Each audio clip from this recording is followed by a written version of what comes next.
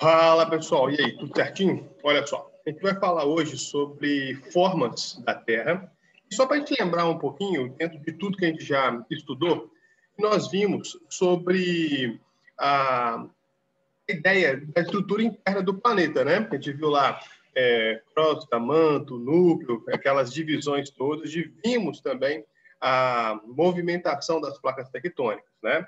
E aí agora o nosso estudo vai estar relacionado com as formas da Terra. E quando a gente fala de formas da Terra, a gente está falando de formas de relevo, né? E dentro disso, a gente vai entender o seguinte, que quando acontecem aquelas forças que nós chamamos de forças internas, né? Os agentes endógenos da formação do relevo, a gente percebe que nós vamos ter a manifestação na superfície. Tanto é que a gente terminou a aula falando sobre questões relacionadas às rochas, né? A gente fala sobre as rochas magmáticas, rochas sedimentares, rochas metamórficas.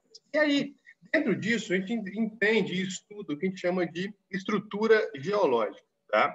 Quando a gente fala de estrutura geológica é o conjunto de rochas, e esse conjunto rochoso eles vão apresentar características semelhantes de formação e desgaste, ou seja, eles vão ter um processo de formação que vai acontecer num determinado período, que vai ser comum a todas essas formações, e o desgaste também vai ser de acordo com o tempo de formação. Então, basicamente, nós vamos ter no planeta 3 tipos de estruturas geológicas, tá? Nós vamos ter os escudos cristalinos, também conhecidos como crátons, também conhecidos como maciços antigos. Nós vamos ter as bacias sedimentares, tá?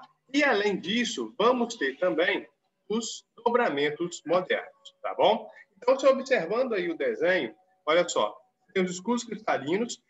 A gente pode dizer que os escudos cristalinos são a formação mais antiga que existe no planeta e vai até os dobramentos modernos, que são as formas de relevo mais recentes que nós temos no planeta. Então, é muito importante fazer essa diferenciação. Então, vamos lá, caracterizar cada uma dessas estruturas.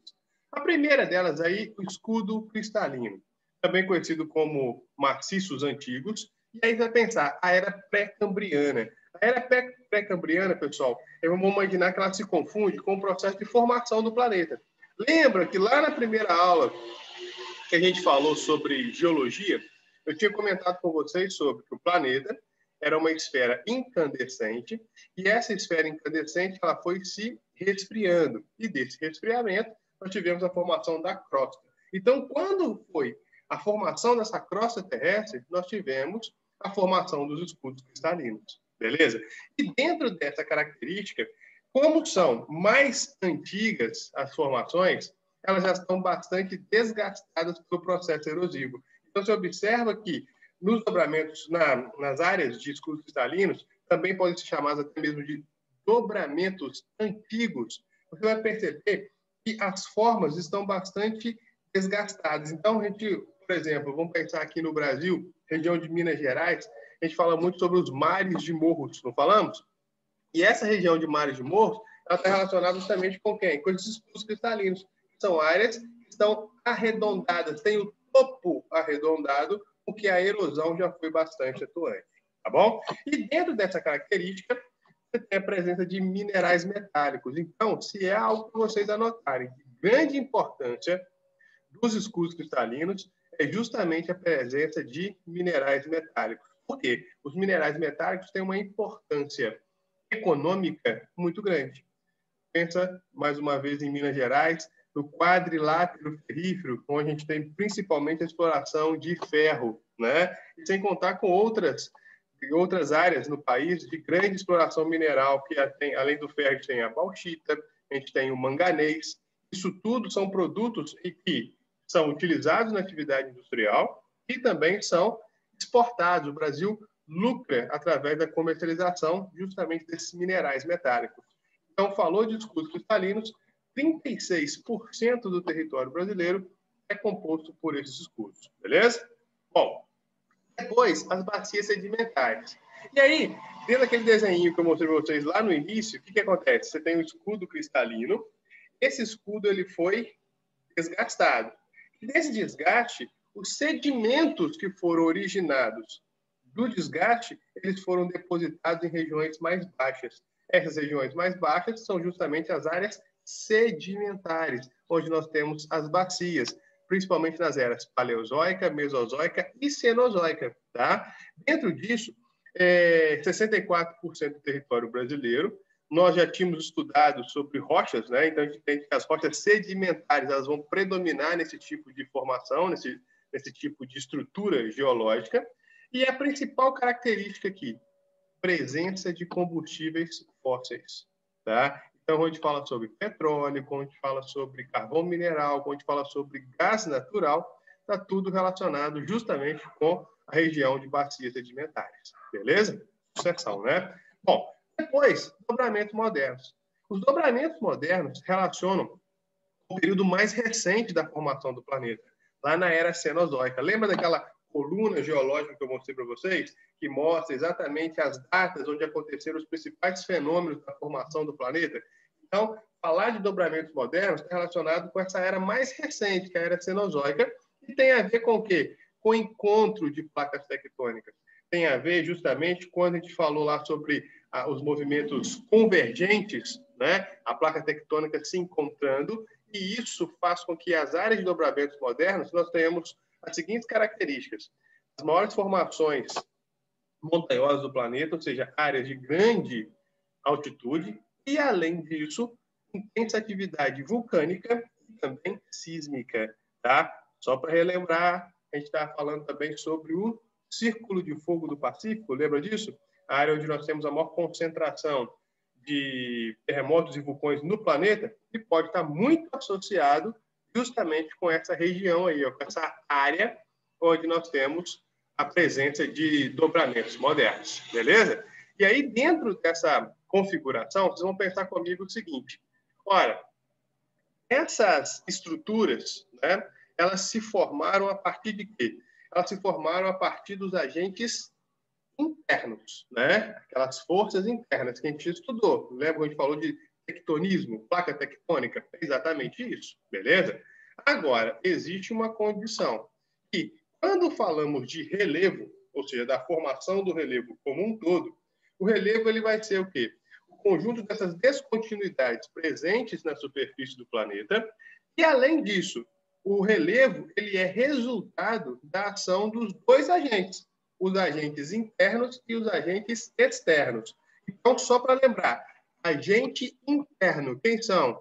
Tectonismo, abalos sísmicos, vulcanismo. Por quê? Porque são forças que são provenientes do interior do planeta. Agora, os agentes externos são basicamente dois: o intemperismo e a erosão. Além, obviamente, da ação antrópica, que eu vou explicar para vocês como que funciona, tá bom? Então, vamos lá. Dentro dessa ideia, quando a gente fala das principais formas de relevo, a gente vai ter uma base formada por aí, ó, planícies, né? As planícies são áreas onde a característica principal é você entender que elas sofrem um processo onde a sedimentação, ou seja, a deposição de material é maior do que a erosão, ou seja, é maior do que a perda. Então, as planícies são áreas que estão mais rebaixadas, tá? Geralmente seriam áreas que acompanham o leito dos rios, na parte mais próxima da foz. As áreas litorâneas são consideradas como áreas de planícies, porque são áreas de deposição de sedimentos. Beleza? Bom, depois a gente tem os planaltos. Planaltos são áreas de uma altitude mais elevada, né? No caso do Brasil, a gente geralmente considera isso acima de 100 metros, a gente já considera isso como um planalto, né? E onde o processo de erosão é maior do que a sedimentação, ou seja, é o contrário. Ou seja, no planalto você tem mais perda de sedimentos, porque ele está mais exposto aos agentes erosivos do que ganho de sedimentos, tá certo? Depressões. As depressões são áreas que estão rebaixadas em relação ao que está à sua volta, tá bom? Então, por exemplo, o relevo do Brasil. O relevo brasileiro ele foi classificado no final dos anos 80, no início dos anos 90, por Jurandir Ross. E Jurandir Ross dizia o seguinte, que o relevo brasileiro ele tem 3 formas: as planícies, os planaltos e as depressões. Beleza? Sendo que as depressões, nós temos também dois tipos. Olha no desenho aqui, ó. Nós temos a depressão absoluta, quando ela fica abaixo do nível do mar, e nesse caso, no Brasil, a gente não tem esse exemplo de depressão absoluta, e a depressão relativa, que está acima do nível do mar. Basicamente, a gente pode dizer o seguinte, que quando essas depressões elas estão na transição entre escudos cristalinos e bacias sedimentares, nós chamamos essas depressões de depressões periféricas. E quando elas estão na margem de bacias sedimentares, são as depressões marginais. Então, no Brasil, a gente tem essas duas formas de depressão relativa. Tanto a marginal, que fica à margem das depressões, das bacias sedimentares, quanto a periférica, que fica na transição de estruturas geológicas diferentes. E as montanhas? Montanha, pessoal, é uma das principais polêmicas que existe na geologia. Por quê? Para alguns autores, montanha é toda a elevação acima de 3.000 metros de altitude. Ou seja, partindo desse princípio, basicamente entenderia que o Brasil não tem montanhas, né? Já alguns autores falam que no Brasil existiam montanhas antigas que já foram desgastadas pelo processo de erosão. Seriam os dobramentos antigos, os nossos escudos cristalinos, né? Mas o mais interessante a gente entender é que, dentro dessas configurações, o que mais se conversa hoje é que as montanhas são áreas de formação de grande instabilidade geológica, ou seja, áreas de encontro de placas. Ou seja, as montanhas têm a ver justamente com quem? Com os dobramentos modernos. Então, dentro disso, olha o raciocínio. Se existem no planeta 3 estruturas geológicas, escudos cristalinos, bacias sedimentares e dobramentos modernos, dessas 3, apenas 2 nós temos no Brasil. Escudos cristalinos e bacias sedimentares. Mas por que não tem dobramento moderno no Brasil? Porque dobramento está relacionado com encontro de placas tectônicas. E o Brasil está localizado aonde? No centro de uma placa. Se o Brasil está no centro de uma placa, ele não tem no seu território a presença de dobramentos modernos. Beleza? Bom, então essas são as principais formas de relevo. Perfeito. E dessas formas de relevo, a gente pode ter variações, né? A gente pode falar, por exemplo, de chapadas, que estão relacionadas com o tipo de planalto, né? A gente pode falar das falésias, que são formações que estão próximas a relevo litorâneo, tá? Mas a gente vai estar comentando isso à medida da necessidade, tá bom?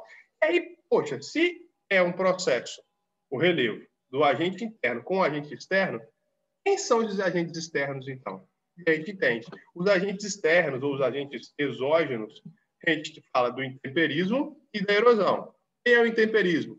É o processo de desintegração e ou decomposição dos minerais de uma rocha. Beleza? Então, ou seja, o que é a rocha? Nós já vimos comentado que a rocha é um agregado de minerais. O que a rocha faz? Bom, a rocha ela está aqui, ó, com os seus minerais todos agrupados. De repente, os minerais eles vão se soltar da rocha. Para esses minerais se soltarem da rocha, vai acontecer um processo de desintegração e ou decomposição. E dentro desse processo, que a gente chama de intemperismo, nós temos 3 tipos: o físico, o químico e o biológico. Tá? Bom, intemperismo físico. O principal fator para a ocorrência de um intemperismo físico é que tenhamos a oscilação de temperatura. Um exemplo típico é quando a gente fala sobre as rochas que estão presentes nas áreas desérticas. Por quê? No deserto, a gente tem grandes oscilações de temperatura. Todo mundo já ouviu dizer que, durante o dia, no deserto é muito quente e, durante a noite, muito frio. Então, você imagina uma rocha exposta a essa condição. De dia quente, de noite frio. Então, lá na física, vocês vão entender isso, de dilatação dos corpos, né? O que vai acontecer?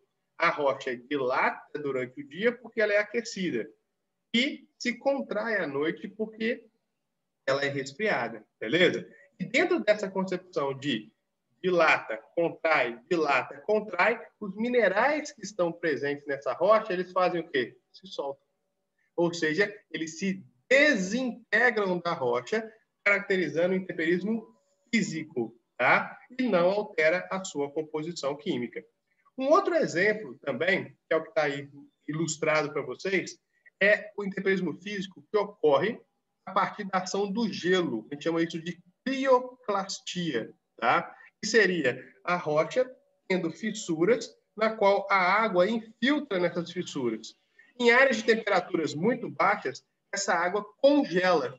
No congelamento, quando ela muda o seu estado físico, ela faz com que haja uma ocupação maior de uma área, por conta do seu volume que altera. E dentro dessa alteração, ela vai fazendo gradativamente um processo de desintegração dos minerais da rocha. Crioclastia, vou dizer para vocês, é um cantinho de livro que eu estou comentando, mas pode aparecer esse nome. Mas o exemplo principal de intemperismo físico é essa oscilação, principalmente em áreas de clima mais seco. Bom?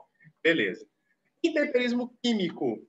Gente, para acontecer o intemperismo químico, é necessário a presença de água, tá? Ou seja, a água vai penetrar na rocha, vai reagir com os minerais da rocha e promover a decomposição desses minerais. E por isso que ela altera a estrutura química. Vai acontecer uma reação química da água com os minerais.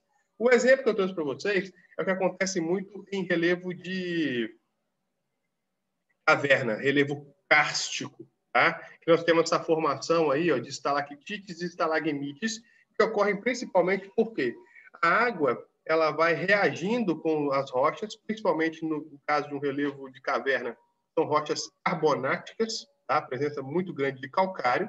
E dentro dessa reação, você vai tendo o acúmulo desses sedimentos na parte do assoalho da caverna, formando as estalagmites. Tá? Então, basicamente voltado para o intemperismo químico.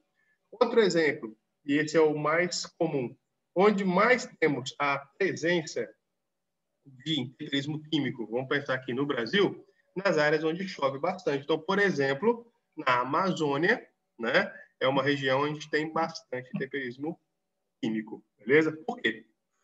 Praticamente todo dia, a presença da água favorece a decomposição dos minerais da rocha. E, por fim, eu tenho o intemperismo biológico. Tá? O intemperismo biológico é quando você tem a ação de plantas e raízes. Elas vão, como está dizendo aí para vocês, elas crescem nas fissuras das rochas e fazem com que haja a desintegração dos minerais. Beleza? Bom, intemperismo quer dizer que ele vai fazer o quê? O intemperismo ele vai soltar, vamos pensar assim, bem simples, ele vai soltar os minerais da rocha. Agora, quem vai transportar esses minerais? Aí entra a erosão. A erosão ela vai ser responsável por transportar os sedimentos de uma área para outra. E por isso nós temos vários tipos de erosão. O primeiro deles é a erosão pluvial, que é uma erosão muito comum no Brasil, porque o Brasil faz que chove bastante. Então, geralmente, essa erosão ela atua muito nas áreas que o terreno ele está desprotegido. Ou seja, quando se tira a camada de vegetação, você expõe o terreno ao processo erosivo da chuva, por exemplo. E se essa região for uma região inclinada, ou seja, de um morro, uma escarpa de um planalto, por exemplo, começa a fazer com que haja o transporte de material. Então, vamos pensar, começa a ter ali uma chuva num terreno que está sem proteção, aí você começa a fazer umas fissuras no solo, alguns buraquinhos, que nós chamamos de sulcos.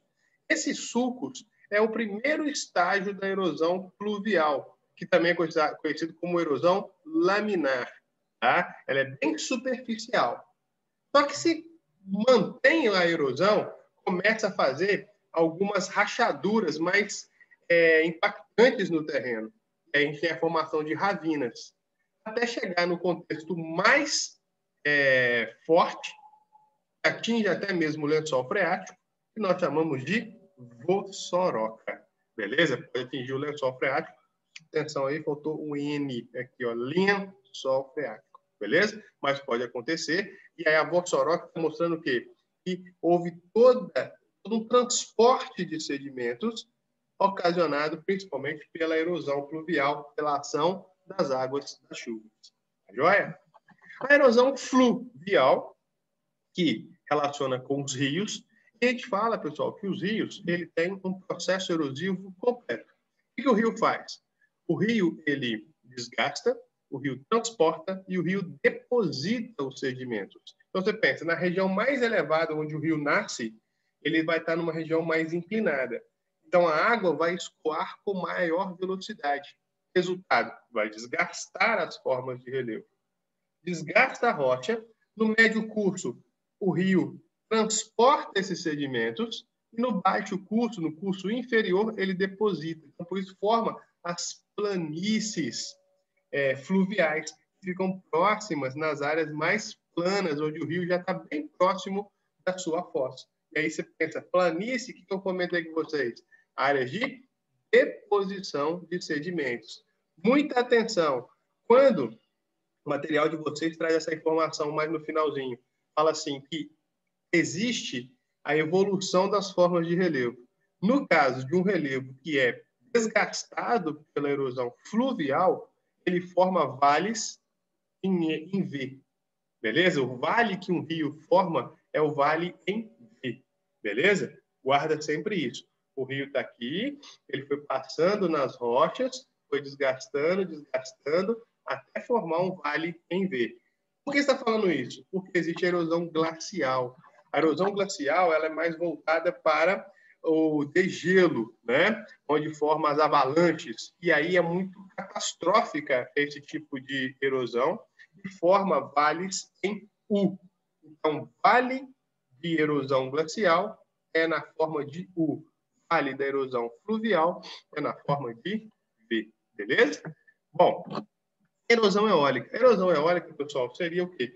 Muito comum em terrenos sedimentares, porque o vento vai ter maior facilidade de desgastar os sedimentos de rochas sedimentares. As áreas onde você tem muita areia, onde você tem a questão de dunas, né, também faz com que haja a ação erosiva eólica muito constante. Tanto é que as dunas, elas mudam de lugar o tempo todo, né? As dunas, elas fazem com que se tenha uma condição de acordo com a direção dos ventos, que ela tenha a mudança do seu formato, tá? Erosão eólica, e, logicamente, demanda bastante tempo para poder fazer toda uma diferenciação no terreno, certo? Erosão marinha. A água do mar batendo nas rochas próximas à costa, e isso faz com que haja o desgaste. E aí é o que eu disse para vocês. Nessa região, e eu até trouxe esse exemplo aqui nessa figura, está mostrando para vocês aqui uma falésia. E a falésia é justamente o resultado de uma forma de relevo proveniente da erosão marinha. A água do mar, ela choca contra a rocha, pegando na parte da base da estrutura, e aí, à medida que vai desgastando, a parte superior não consegue se sustentar e cai. Quando cai, forma esse paredão rochoso que a gente está visualizando aí. Beleza? E a ação antrópica, pessoal. A ação antrópica ela é a principal ação de modificação do relevo. O homem modifica o relevo. Aqui tem um exemplo muito característico, que é justamente a ocupação de áreas irregulares, né? A gente vai perceber isso muito, que as áreas de moradias irregulares, quando você tem algumas formações de ocupação de encostas, e que muitas vezes essas ocupações elas ocorrem porque não tem um planejamento. Então, o que acontece? Retira a vegetação, promove a construção de residências, e geralmente residências precárias. Então, quando acontece uma chuva, nós vamos ter justamente a possibilidade de um escoamento muito grande. Por quê? Quando você tira a vegetação, você está deixando o solo exposto ao processo erosivo. A água infiltra sem a vegetação. Infiltra e também vai escoar de uma forma mais rápida. Quanto mais água infiltra, o solo atinge o seu processo de saturação. O que é o processo de saturação do solo? O solo vai acumular água até chegar um momento que ele não consegue acumular mais. E aí não consegue acumular, o que ele faz? se desprende, escorrega, e aí você vai ter a formação, o fenômeno infeliz de deslizamento de encostas, que pode gerar grandes danos materiais e humanos por conta de moradias irregulares. Beleza? Certinho? Sucesso. Aí, pessoal, no livro de vocês também traz uma informação falando sobre relevo kárstico, que eu já tinha comentado agora há pouco, e fala sobre dolinas. Essas dolinas são as formações que são originadas justamente em áreas onde você tem a infiltração da água, tá? E de forma que haja até mesmo um desmoronamento formando o relevo de cavernas. Então, quando eu que falar sobre essas dolinas, está relacionado justamente com as áreas de desgaste das rochas voltadas para regiões de relevo de caverna, beleza? Mas no mais, pessoal, a gente termina essa unidade, termina esse capítulo, beleza? Qualquer dúvida, vocês podem novamente perguntar. Então, por favor, ao vivo gel, vocês podem mandar lá mensagens, direct. Vocês têm o contato no grupo da sala e facilmente a gente tem aqui, além dos dias que nós temos das aulas de atendimento. Beleza? Então, no mais, contem comigo, o que for preciso, vamos aí estudar e torcer para que quanto antes a gente possa ter as nossas aulinhas presenciais, se Deus quiser. Joia? Mas enquanto isso, fique em casa, se cuidem. Quem puder, fica em casa, por favor.